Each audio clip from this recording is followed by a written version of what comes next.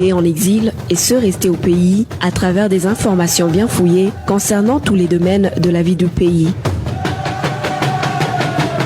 Le magazine Humura Burundi est diffusé sur le web via le site de la RPA www.rpa.bi. Humura Burundi.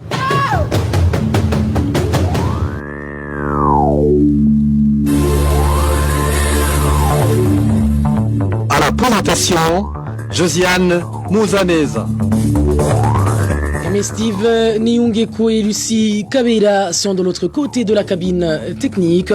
Bonsoir amis fidèles de la RPA, bienvenue au magazine Humura Burundi de ce jeudi 15 octobre 2020, dont voici les principales articulations. La justice burundaise n'en aurait que faire des mesures prises par le numéro 1 burundais ou s'agirait-il de la négligence du ministère de la Justice? Une chose est sûre, les magistrats et OPJ burundais continuent à n'en faire qu'à leur tête, passant outre les injonctions de leur commandant suprême. Vous aurez les détails dans ce magazine. Le gouvernement du Burundi devrait cesser de se défiler et assumer ses responsabilités quant au mauvais rendement de ses entreprises. C'est du moins la réaction de l'Olicom après que le Premier ministre ait menacé le personnel de la Régie des eaux alors que son gouvernement est à l'origine de sa décadence. Et enfin, dans ce magazine, nous vous parlerons également société où les agents de l'ordre dépêchés pour assurer la sécurité du marché de Kamenge après l'incendie qu'il a ravagé se sont plutôt mis à rasier toute marchandise épargnée par le feu. Voilà pour le sommaire. Dans quelques poussières de secondes, le développement de ces titres. Encore une fois, bienvenue. Débutons par cette page sécuritaire où une personne a été tuée par machette la nuit dernière sur la colline Mihigo, commune et province Kayanza. La victime était un jeune homme de 26 ans et était sentinelle d'une boutique de la localité. Les auteurs seraient des bandits qui avaient pour but de dévaliser cette boutique. La police indique avoir arrêté une personne pour raison d'enquête. Et en page justice, les promesses du président burundais ne sont jamais prises en considération par ses services. À titre illustratif, lors de l'ouverture des activités de la justice pour l'année 2020-2021, Évariste Ndayishimiye a promis une justice équitable à tous les Burundais. Pourtant, des tortures et des assassinats sont légion sans que la justice n'agisse. Le point avec Walter Kwizera. Lors de son discours de l'ouverture des activités de l'année judiciaire le 2 octobre de cette année, le président Évariste Ndayishimiye a promis à tous les Burundais une justice équitable comme fondement de son gouvernement. Notre thème pour cette année est la justice qui tranquillise tous et la préoccupation du gouvernement. Ce thème arrive au bon moment car les Burundais ont réellement besoin de la justice qui les tranquillise. Pour que le gouvernement soit parent pour tous, au vrai sens du terme, il faut que la justice soit équitable sans exception aucune. Depuis, cette promesse n'est pas tenue. L'exemple illustratif est celui de l'enseignant de la province Mwaro, Dinodo Ndikumana Melance. Ce dernier a été torturé jusqu'à la mort, accusé d'avoir planifié la mort de son frère. L'autre exemple est celui des 3 personnes accusées de tuer un membre du parti CNL de la commune Bwambarangwe de la province Kirundo. L'une des accusées du nom d'Okanda Vakonsolat a été libérée sans aucun procès, ce qui ne tranquillise pas la famille de la victime. De plus, le président Évariste Ndayishimiye avait promis aux Burundais de s'impliquer de façon significative dans la résolution des problèmes de la justice pour que personne ne soit plus au-dessus de la loi. Pour le moment, le gouvernement va prendre en main lui-même les défis de la justice dans tout le pays. Que les conflits soient résolus et que le procès soit jugé suivant le règlement pour que personne ne soit plus au-dessus de la loi, y compris même le président, car lui aussi, quand il trahit le pays et le peuple, la loi s'applique. D'ailleurs, le principal rôle des lois est que personne n'entache plus notre communauté, ce qui nous a conduit dans des divisions.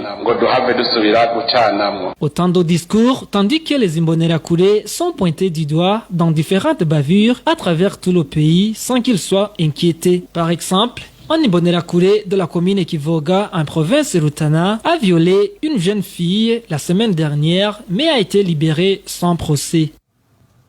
Merci à toi, Walter Kwizera. Et les magistrats ne peuvent donc pas engager des poursuites contre des agents du Service national des renseignements car ils estiment que ces derniers ont des pouvoirs qui les dépassent.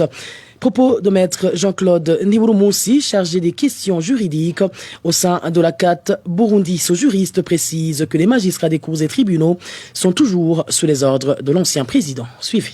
Les agents du service national de renseignement se rendent responsables de plusieurs exactions depuis plusieurs années et leurs exactions ne sont pas réprimées. Moi, je donnerai l'explication comme quoi le service national de renseignement est sous la responsabilité de la présidence de la République. Le même président de la République est le magistrat suprême. Donc, les magistrats, je vais dire les procureurs, ont peur d'instruire ce genre de dossier. Mais ce n'est pas une explication dans ce sens que toute infraction commise doit être punie. Ce sont les sœurs qui doivent garantir le respect de la loi. Si le président de la République demande aux magistrats de réprimer toutes les infractions commises, je crois qu'il doit être le premier à le prouver en ordonnant et en le montrant par des exemples, en donnant aussi des ordres aux magistrats de punir sévèrement les responsables de ces exactions. Je crois que le cas de Moaro serait un bon exemple pour pouvoir montrer à la population tant nationale qu'internationale qu'elle est responsable des exactions, qui qu'ils soient, même ceux de la présidence de la République, peuvent être punis. Je demanderai alors aux responsables de l'administration judiciaire de pouvoir instruire ces dossiers et de réprimer sévèrement ces exactions commises par les agents du service national de renseignement afin que la loi soit respectée au même pied d'égalité. Maître Jean-Claude Ndiburumunsi s'exprime après que des agents de renseignement à Mngaro aient torturé à mort un enseignant du nom de Mélance Ndikumana, mais jusqu'à présent, les auteurs ne sont pas inquiétés.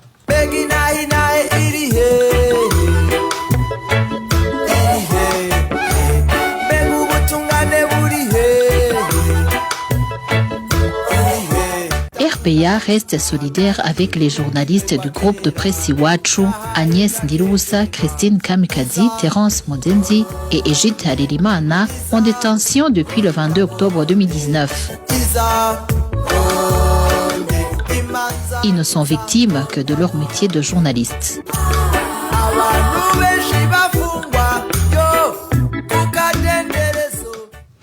Parlons à présent gouvernance où la société Socotrap réclame plus de 260 millions de francs burundais pour la construction d'un hangar de stock de la Sobugea. Des activités qui ont été suspendues suite aux irrégularités dans l'octroi du dit marché qui ont été mises en lumière par le personnel de la Sobugea. Emmanuel Nyungeko. Reportage. Le projet de construction d'un hangar de stock de la société Sobugea pour un montant de 900 millions a été suspendu il y a plus de 2 ans. C'était au mois de juin 2018. Cette suspension est consécutive à l'alerte lancée par le personnel de la Sobugea sur l'octroi de ce marché de la construction du hangar à la société Socotrap, un marché jugé illégal par ses employés de la Sobugea. Ces derniers n'ont pas cessé de demander à Télésphore Irambona, alors administrateur directeur général de la Sobugea, de leur présenter le contrat de travail, une requête qui n'a pas été exaucée. Ces employés protestaient également contre la construction de ce hangar de stock dans une parcelle appartenant à l'autorité de l'aviation civile, alors que la Sobugea possède un espace dans lequel pouvait être érigé ce hangar de stock. Au moment de la suspension de ces travaux de construction de ce hangar, la société Socotrap avait déjà effectué des travaux de terrassement de la parcelle qui est jusqu'à présent clôturée à l'aide des tôles. Pour le moment, la société Socotrap réclame une somme de 263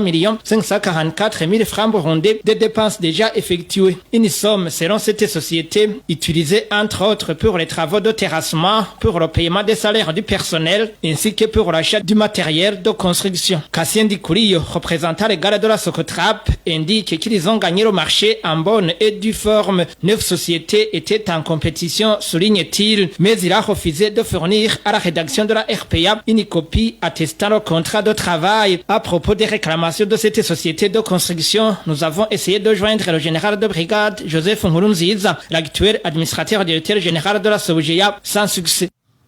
Merci à toi, Emmanuel Niungeko. Gouvernance toujours. Le gouvernement du Burundi est le principal responsable des pertes enregistrées par la Régie des eaux. Réaction du président de l'Olicom qui explique que beaucoup de structures étatiques ne paient pas l'eau et l'électricité qu'elles consomment.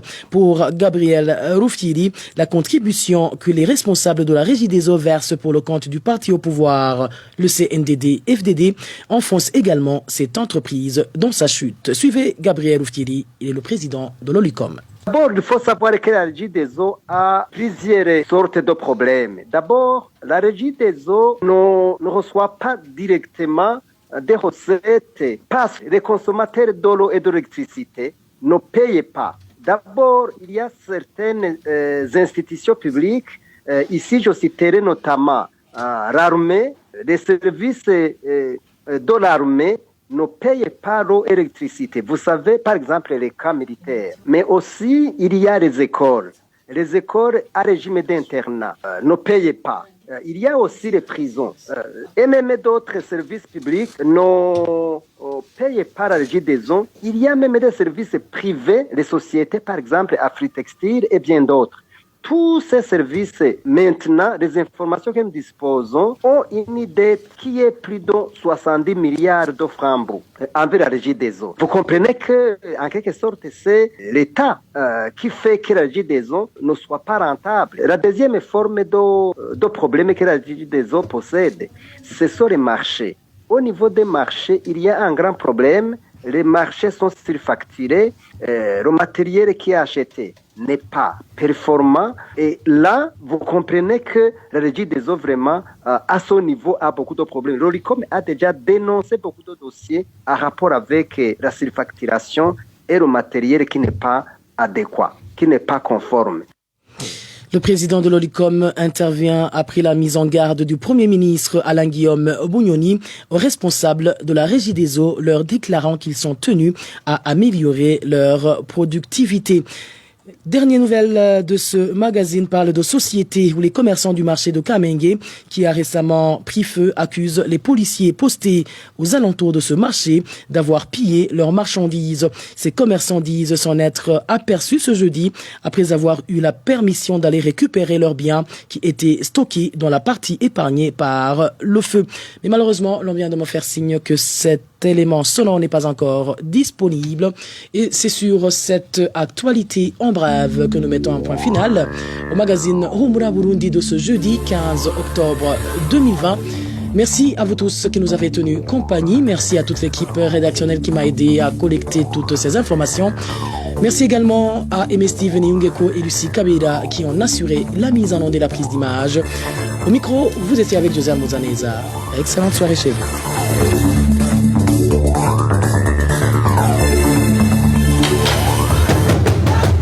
C'était le magazine Humura Burundi.